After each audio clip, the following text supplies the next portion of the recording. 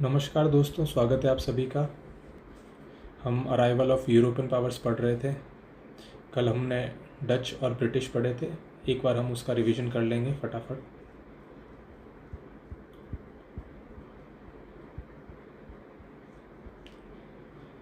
तो देखते हैं, डच 1602 में भारत आए थे। पहले डच जो भारत आए थे वो थे कार्नेलियन डी हाउटमान।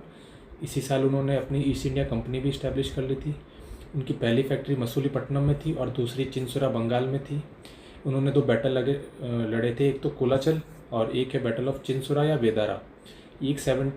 कोलाचल जो है 1741 में हुआ था। इसकी खास बात थी, एक तो ये ओशन में हुआ था और दूसरा पहली बार ऐसा हुआ था कोई यूरोपियन नेवी जो है एशियन नेवी से हारी थी। बैटल ऑफ वेदारा जो है ब्रिटिश और डच के बीच में हुआ था। उसमें ब्रिटिश जीते थे और जो डच थे उन्होंने अपना फोकस इंडोनेशिया पर कर दिया था और भारत छोड़ दिए थे। डच जो है मसालों की ट्रेडिंग करते थे। बात करते हैं ब्रिटिशर्स की। 1608 में इनकी ऑफिशियल एंट्री होती है, पर 1599 में एक व्यक्ति जॉन मिडरटॉल करके भारत में आते हैं। इनकी मृत्यु अजमेर में होती है और इनको आगरा में जो दफनाया जाता है। इनकी ईस्ट इंडिया कंपनी 1631 दिसंबर को इस्टेब्लिश करते हैं ये। इनकी कंपनी का जो रियल नेम होता है वो होता है governor and company of merchants of London trading into east Indies. इनके कुछ अदर नेम्स भी हैं, मर्चेंट एडवेंचर, जॉन कंपनी और बहादुर या ब्रेव कंपनी। ये कंपनी पहले से एक शेयर होल्डर कंपनी थी जिसके 217 शेयर होल्डर ऑलरेडी एग्जिस्ट करते थे। क्राउन ने इन्हें 15 साल के लिए मोनोपोली दे रखी थी भारत में ट्रेड करने के लिए, जो हर 20 साल से एक्सटेंड कर दी जाती थी। 1813 में इनकी मोनोपोली जो है एंड कर दी गई थी, सिवाय चाय की थी खेती के। 1833 के चार्टर के अंदर इनकी कंप्लीट मोनोपोली ख़त्म कर दी थी। 1608 के अंदर ब्रिटिशर्स की ऑफिशियल एंट्री होती है। कैप्टन हॉकिंस आते हैं जो कि जेम्स फर्स्ट के एम्बेसडर होते हैं। ये हेक्टर नामक जहाज में बैठकर आते हैं। ये जहांगीर से 1609 में मिलते हैं। इन्हें फारसी भाषा आती थी और जहांगीर द्वारा इन्हें 400 मनसब प्राप्त था। जहांगीर ने इन्हें व्यापार में रियासतें नहीं दी थी, परंतु जो सेकंड एम्बेसडर आते हैं सर थॉमस रॉ, वो जहांगीर से मिलने से पहले उनके बेटे खुर्रम से मिल लेते हैं, जो कि गुजरात में गवर्नर अपॉइंटेड होते हैं और वहाँ से सिफारिश लगवाते हैं। ये भी 3 साल आगरा में रहते हैं जहांगीर के पास। इनकी पहली फैक्ट्री मसूलीपट्टनम में तो इस्टेब्लिश होती है, पर ये एक टेम्परेरी फैक्ट्री होती है। 1613 के अंदर ये सूरत में अपनी परमानेंट सेटलमेंट के साथ, लाइसेंस के साथ अपनी फैक्ट्री इस्टेब्लिश करते हैं। बात करते हैं ब्रिटिशर्स के 3 सेंटर्स की, तो हम देखेंगे एक चेन्नई, एक है मुंबई और एक है कलकत्ता। तो जो चेन्नई है ये चंद्रगिरी के राजा से ये खरीदते हैं और इनके फाउंडर है फ्रांसिस डे। इनका ईयर भी याद रखिएगा चेन्नई का, 1638 में। ठीक है। इसके बाद मुंबई चार्ल्स सेकंड को शादी में दहेज में मिलता है, जब ये कैथरीन पोर्चुगल प्रिंसेस होती है उससे शादी करते हैं।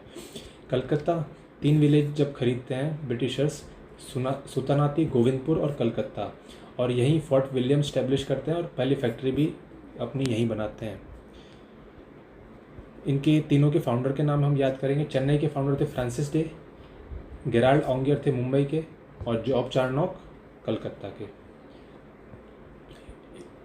इनके फाउंडर ईयर भी इजी हैं, 1638 में चेन्नई और प्लस 30 ईयर हम करते जाएंगे तो हमें याद रह जाएगा। बात करते हैं इनके 1717 की, जब फर्रुखशियर जो थे मुग़ल एम्परर थे, उस समय एक डेलीगेशन आता है ब्रिटिश से और ट्रेडिंग के अंदर कुछ रिबेट्स मांगने के लिए। उसमें एक व्यक्ति होता है डॉक्टर हैमिल्टन, जो फर्रुखशियर को बीमारी में हेल्प करते हैं। उससे खुश होकर फर्रुखशियर जो इन्हें ट्रेड्स में काफ़ी अच्छे रिबेट्स देते हैं। देखते बंगाल के अंदर इन्होंने सिर्फ 3000 रुपये ईयरली जमा कराने के बाद वो फ्री ट्रेड कर सकते थे। सूरत में 10,000 रुपये ईयरली। उसके बाद में चाहते तो थे कि तीनों जगह इनके जो सेंटर्स है वहाँ से ये अपनी करेंसी जो है बना सके, पर इन्होंने सिर्फ बॉम्बे में जो टकसाल है उन्हीं को ही मान्यता मिली थी।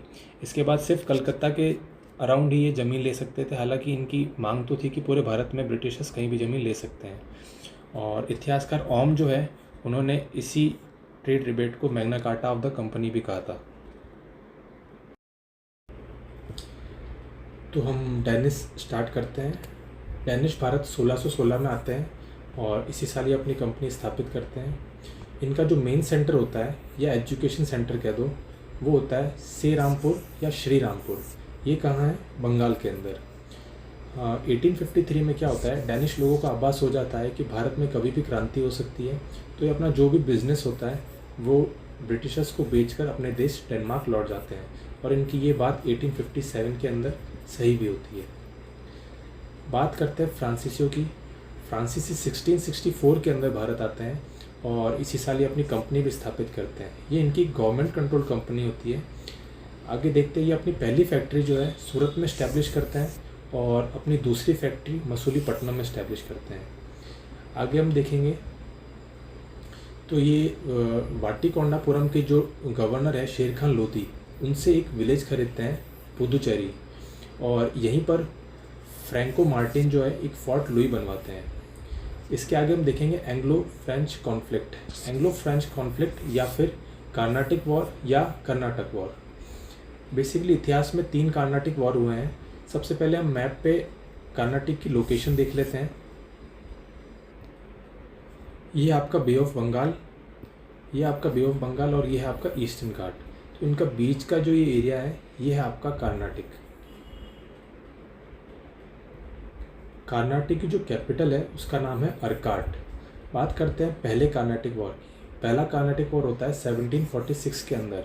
इसका मेन रीज़न तो होता है ऑस्ट्रिया का उत्तराधिकार। ऑस्ट्रिया यूरोप का एक देश है जिस पर ब्रिटिश और फ्रांस उत्तराधिकार को लेकर लड़ाई करते हैं, परंतु भारत में इसका तात्कालिक कारण होता है एक ब्रिटिशर होता है वॉर्नेट नाम का, जो फ्रेंच के जो जहाज़ हैं वो कैप्चर कर लेता है। इसके अगेंस्ट जो फ्रांसीसी गवर्नर है डुप्ले, वो ला बुर्दने की मदद से मद्रास को घेर लेते हैं।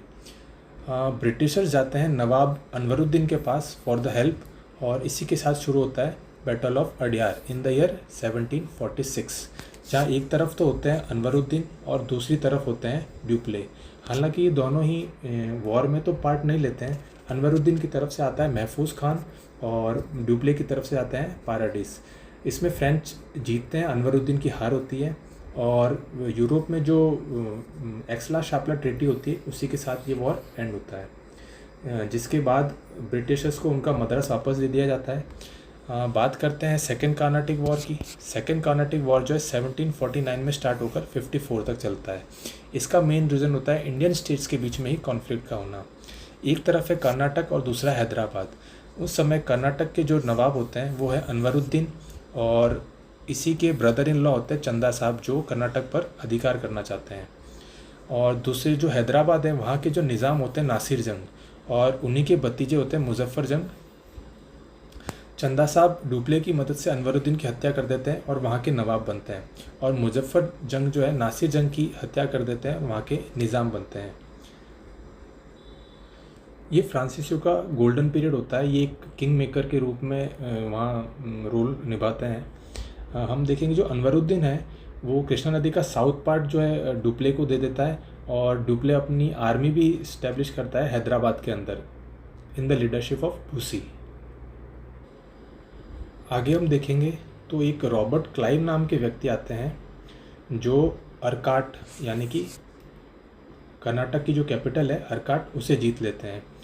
इसके बाद डुप्ले जो फ्रांसीसी गवर्नर है उन्हें हटा दिया जाता है, और गोडेहू जो है उन्हें नया गवर्नर अपॉइंट किया जाता है, और ये जो अंग्रेज़ों के साथ पौंडीचेरी की संधि करते हैं, और इसी के साथ सेकेंड कर्नाटिक वॉर एंड होता है।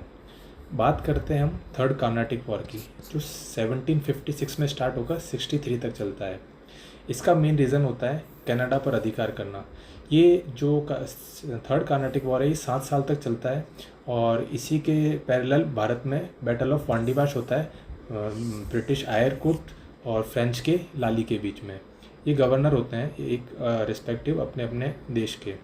इसमें आयररूट जो है जीतते हैं और लिली की हार होती है, और ब्रिटिशर्स जो पुदुचेरी है वो एक्वायर कर लेते हैं, और ट्रीटी ऑफ पेरिस के साथ ही जो ये थर्ड कर्नाटिक वॉर है इसका एंड होता है। और हम आगे देखेंगे जो इंडिया और कनाडा दोनों पर ब्रिटिशर्स का अधिकार हो जाता है। तो arrival of European powers topic यहाँ एंड होता है। कल हम नया टॉपिक स्टार्ट करेंगे post Mughal era. Thank you.